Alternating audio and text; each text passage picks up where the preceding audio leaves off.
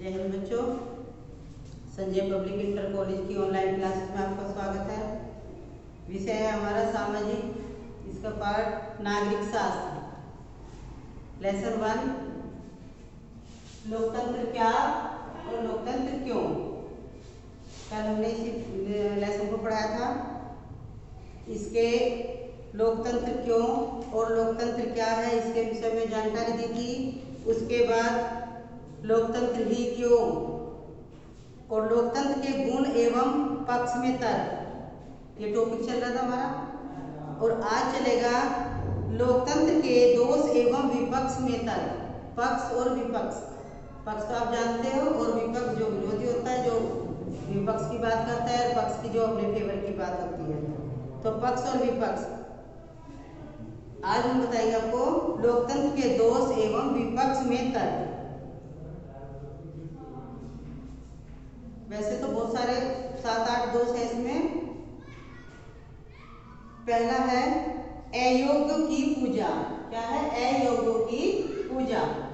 पहला पॉइंट, जो योग्य नहीं है हम लोग उनकी पूजा करते हैं।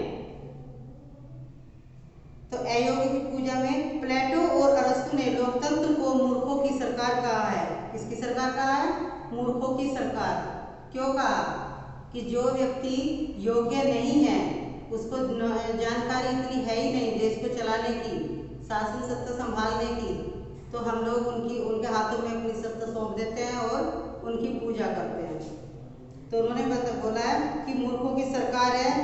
एच.जी. वेल्स ने भी लोकतंत्र को बुद्धिहीनों एवं अज्ञानियों का शासन कहा है।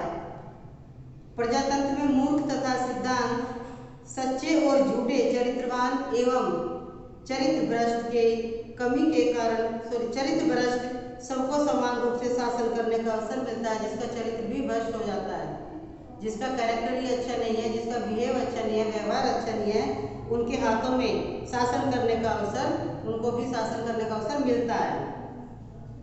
व्यवहारिक जीवन में शिक्षित व्यक्तियों की कमी के कारण अंततः अयोग्यों के हाथों में ही शासन चला जाता है। अतः अयोग्यों की ही पूजा होने लगती है। जब वो शासन जब उनके हाथ में पूरी बागडोर चली गई, तो फिर तो हम उन्हीं के जैसे भी वो कहेंगे, जैसे भी वो चलाएंगे, उसी के आधार पर चला जाता है या उसी की पूजा करने लगता है कि नहीं ये तो बहुत अच्छा है।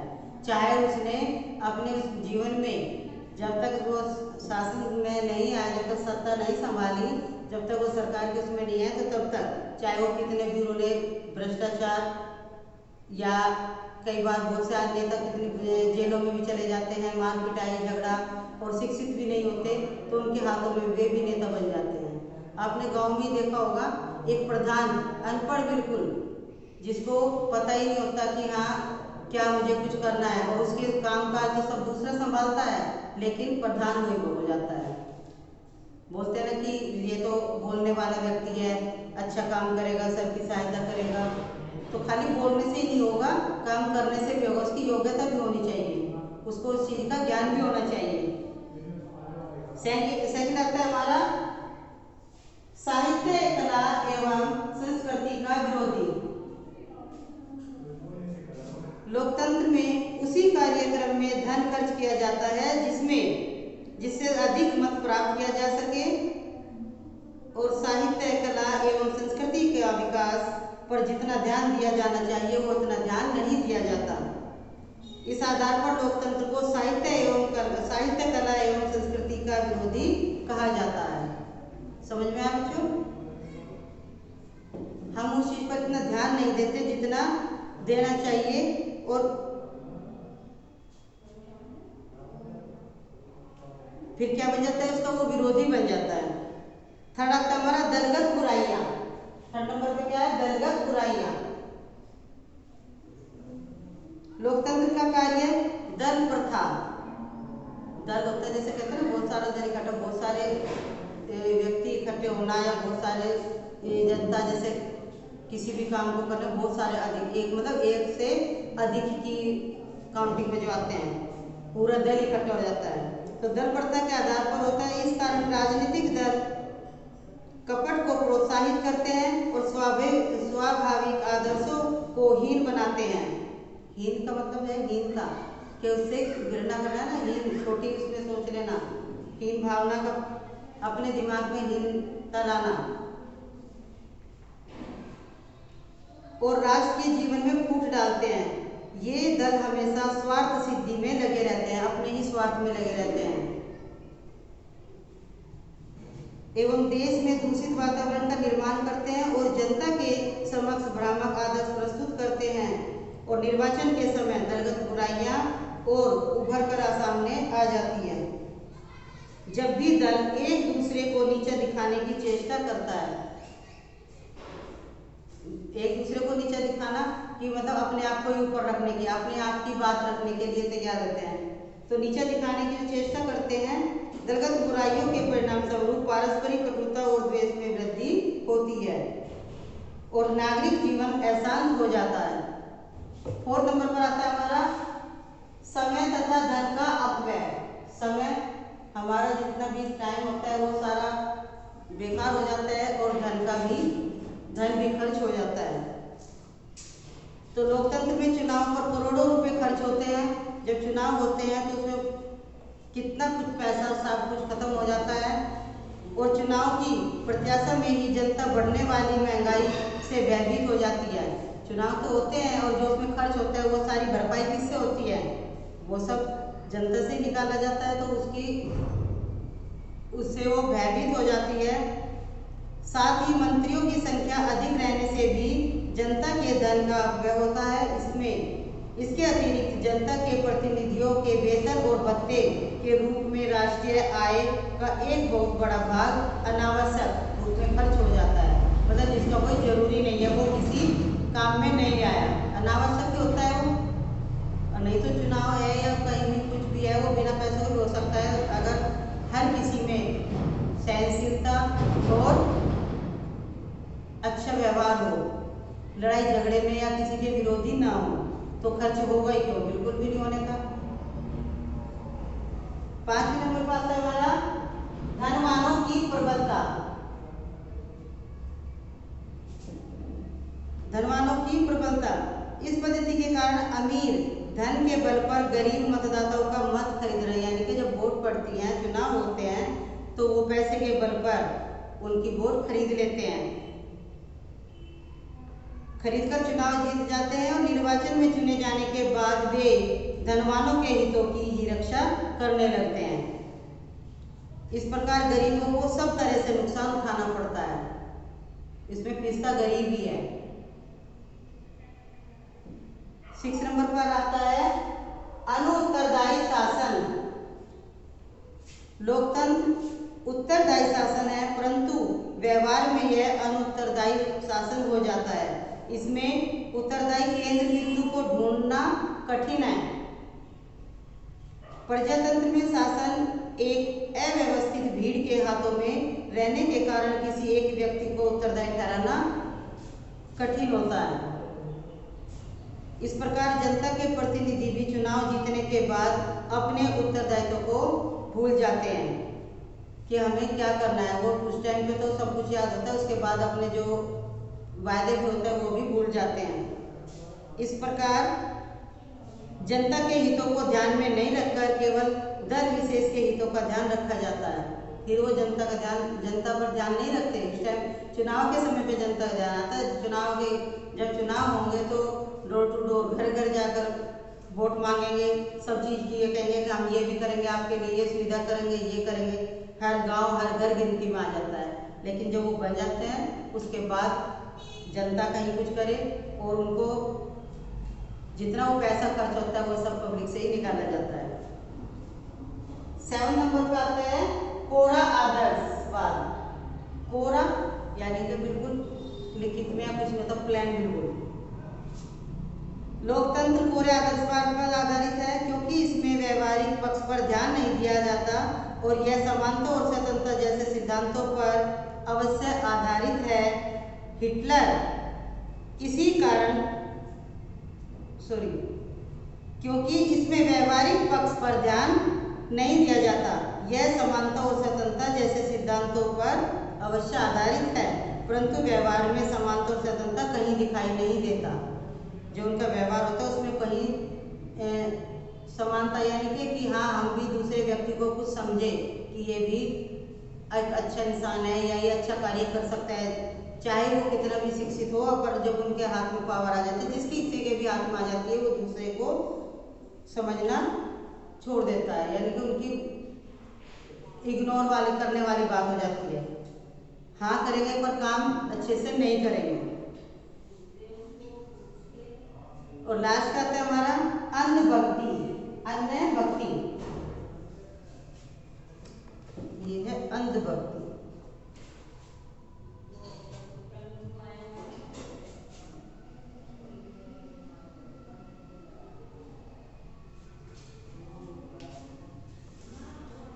लोकतंत्र में जनता अपनी मूर्खता के कारण एक नेता की पूजा करने लगता है, जैसे कि मैंने पहले बताया था अयोग्य की पूजा, तो अंधविश्वास अंधे होकर ही बिल्कुल पूजा करने लग जाते हैं, और इसका लाभ उठाकर वह नेता तानाशाह भी बन सकता है। फ्रांस में नेपोलियन और जर्मनी में हिटलर इसी कारण तानाशाह बन गए थे। लोकतंत्र के पक्ष और विपक्ष के तर्कों की विवेचना करने के बाद यह निष्कर्ष निकालना सही प्रतीत होता है। जैसे हमने देखा कि तर्क में हमें क्या मिला था, उनके जो उनके पक्ष में बात हुई थी उससे हमें कितना वो मिला है लाभ, और विपक्ष में जो हुआ उससे क्या हुआ, पक्ष और विपक्ष की जानकारी दोनों तरह की हो गई। तो उसका निष्कर्ष निकलता है कि लोकतंत्र ही शासन का सर्वोत्तम रूप है। कौन सा है? लोकतंत्री, अलोकतांत्रिक नहीं है। इसके विपक्ष में जो तर्क दिए गए हैं उनके आधार पर हम इतना अवश्य कह सकते हैं कि लोकतंत्र की भी अपनी कुछ कमजोरियां हैं। वो कमजोरियां क्या हैं? जैसे लोकतंत्र भी अनेक समस्याओं से अनेक समस्याओं से ग्रसित है। लोकतंत्र में भी अनेक गलतियां होती हैं। गलतियां तो हर किसी इंसान से होती है, लोकतंत्र में हो या बाहर हो या वैसे आम जनता हो, गलतियां होती हैं। इसी कारण गरीबी और भ्रष्टाचार मिटाने में लोकतंत्र को पूर्ण सफलता नहीं मिल पाती। अब टॉपिक आता है हमारा वर्तमान शासन के रूप में लोकतंत्र।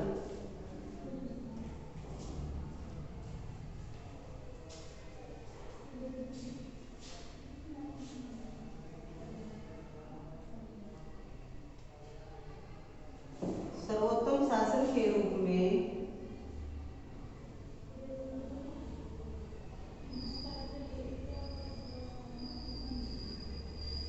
सर्वोत्तम शासन के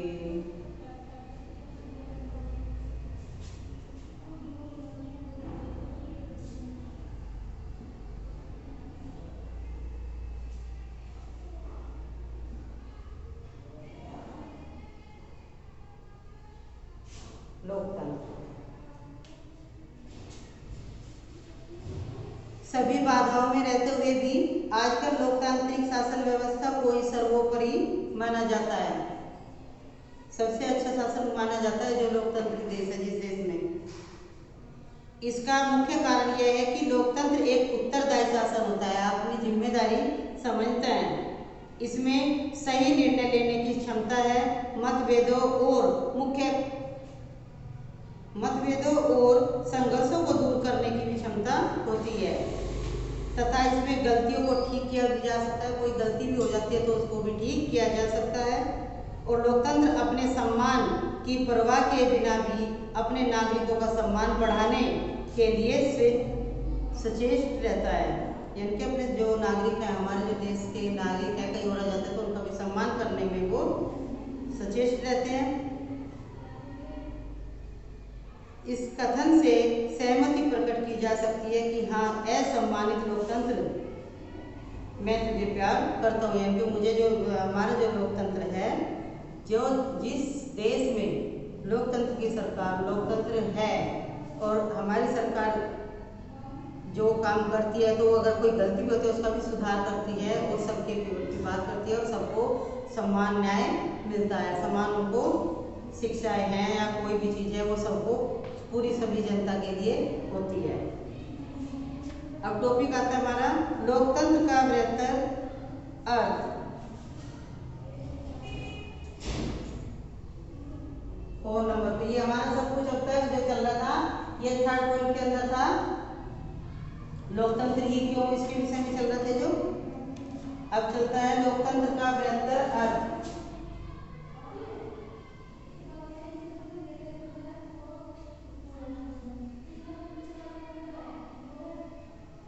लोकतंत्र का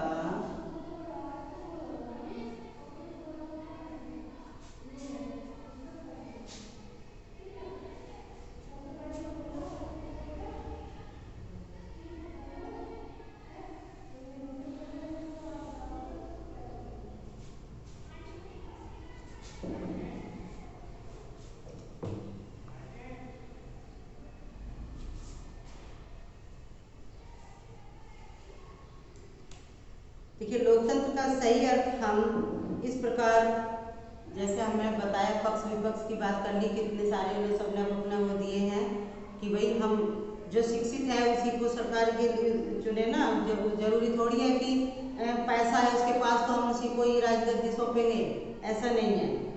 तो हम लोग जानबूझकर बस ये देख लेते हैं कि हाँ भाई किसी ने थोड़ा बहुत अच्छा काम कर दिया या ज़्यादा पब्लिक ने उनकी तरफ सपोर्ट कर दिया तो वही बात है कि चलो हम भी उन्हीं को करते हैं, ऐसा नहीं है। और फिर सभी जब वो बन जाते हैं तो फिर सभी उनकी पूजा करने लगते हैं। तो हमें ऐसा नहीं करना चाहिए। शिक्षित व्यक्ति होना चाहिए और हर तरह से उसका कैरेक्टर भी उसका सही होना चाहिए, उसका चरित्र जो है उसका व्यवहार भी अच्छा होना चाहिए। तो लोकतंत्र इस प्रकार का शासन है, एक सामाजिक शासन व्यवस्था का सिद्धांत है, एक विशेष प्रकार की मनोवृत्ति है तथा एक आर्थिक आदर्श है और इसके अंतर्गत राजनीतिक, सामाजिक एवं आर्थिक व्यवस्था तथा दैनिक व्यवहार के सामाजिक एवं सांस्कृतिक मापदंड सम्मिलित हैं। लोकतंत्र की सफलता की शर्तें। लोकतंत्र सफल कैसे है? लोकतंत्र की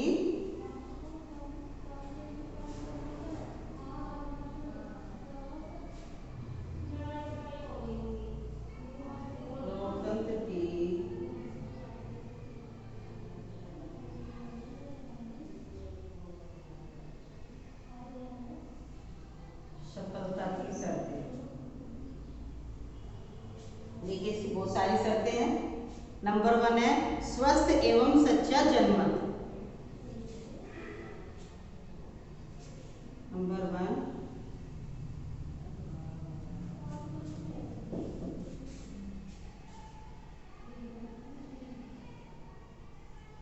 स्वस्थ एवं सच्चा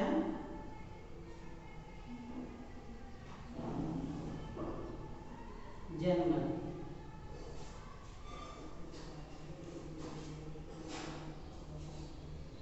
जनता का आशय जनता की इच्छा से,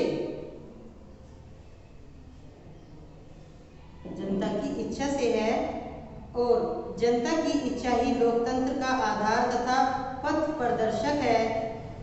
इस संदर्भ में कहा जाता है कि सचेत और स्वस्थ जनमत लोकतंत्र की प्रथम शर्त है। सबसे पहली शर्त क्या है? स्वस्थ और सच्चा जनमत। सेकंड है स्थानीय स्वशासन।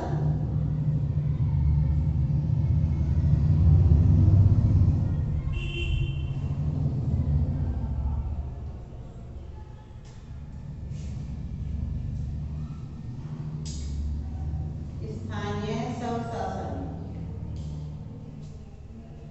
फोर्थ है राजनीतिक जागरूकता। सॉरी, थर्ड है राजनीतिक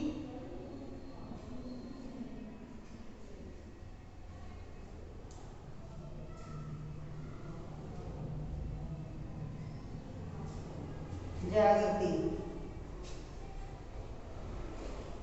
फोर्थ नंबर पर है लोकतंत्र की आस्था।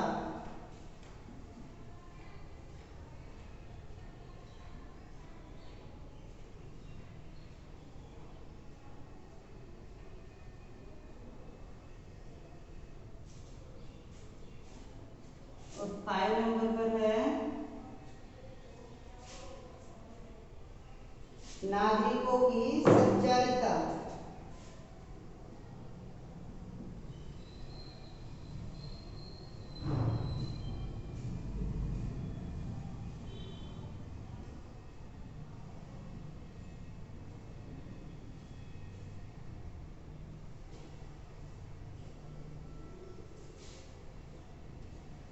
जनता का शिक्षित होना। 6 नंबर पर है जनता का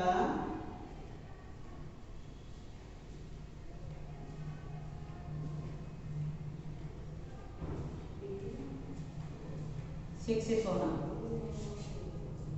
अभी मैं इसे आगे की ओर लिखूंगी।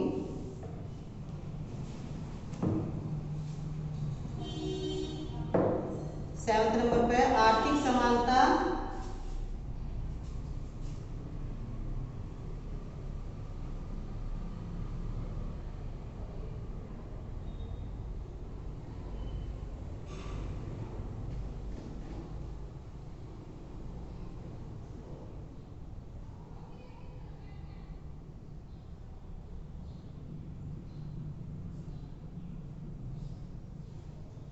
और 8 नंबर पर है सामाजिक समानता।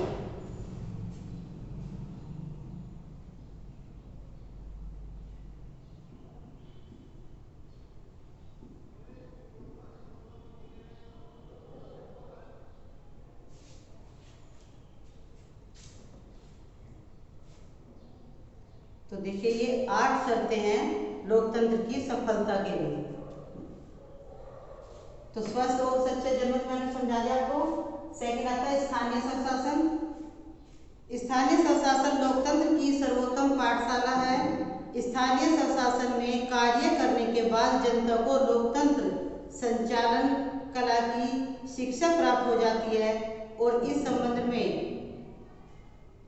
अल्फ्रेड स्मिथ का कहना है, क्या नाम बताया?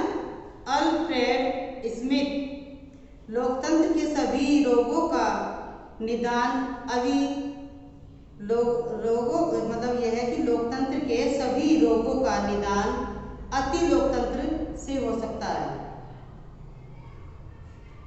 थर्ड है राजनीतिक जागृति। जिस प्रकार स्वाधीनता के लिए बराबर जागृत रहने की आवश्यकता है, ठीक उसी प्रकार लोकतंत्र की सफलता और सुरक्षा के लिए भी राजनीतिक जागृति आवश्यक है। राजनीतिक जागृति से ही यह संभव हो सकता है कि नागरिक राजनीतिक समस्याओं को समझेंगे और सही प्रतिनिधि को चुन सकेंगे। जो सही लगेगा उसी को ही चुनेंगे। इस प्रकार लोकतंत्र के उज्जवल भविष्य के लिए नागरिकों में राजनीतिक जागृति आवश्यक है। फोर्थ पॉइंट आता है लोकतंत्र की आस्था। आस्था के बिना कोई सरकार, जब हम कोई करते हैं किसी न किसी चीज की तो आस्था रखते हैं, आशा रखते ही हैं। तो आस्था के बिना कोई सरकार टिक ही नहीं सकती। और लोकतंत्र की सफलता के लिए तो लोकतंत्र में जनता की आस्था की सबसे अधिक आवश्यकता है, क्योंकि लोकतंत्र जनमत पर आधारित सरकार है। किस पर आधारित है? जनमत पर, जनता पर। 5वां पॉइंट आता है हमारा नागरिकों की सच्चाईता।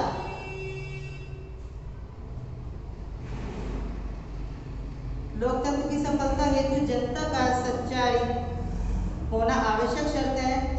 इसमें कर्तव्य पालन की क्षमता होती है, या जो कर्तव्य पालन की क्षमता होनी चाहिए, तथा साथ ही जनता में ईमानदारी, सच्चाई व लगन होनी चाहिए। और डॉक्टर बेनी प्रसाद का कहना है कि लोकतंत्रीय सरकार की सफलता जनता में उच्च कोटि, यानी कि ऊंचे स्थान पर उच्च कोटि के चारित्रिक गठन, स्वराज्य की लालसा और समाज सेवा की भावना पर आधारित है। 6 आता है हमारा जनता का शिक्षित होना। देखिए जनता का शिक्षित होना, सभी व्यक्ति को पढ़ाई बहुत जरूरी है। सभी व्यक्ति की पढ़ाई बहुत जरूरी है।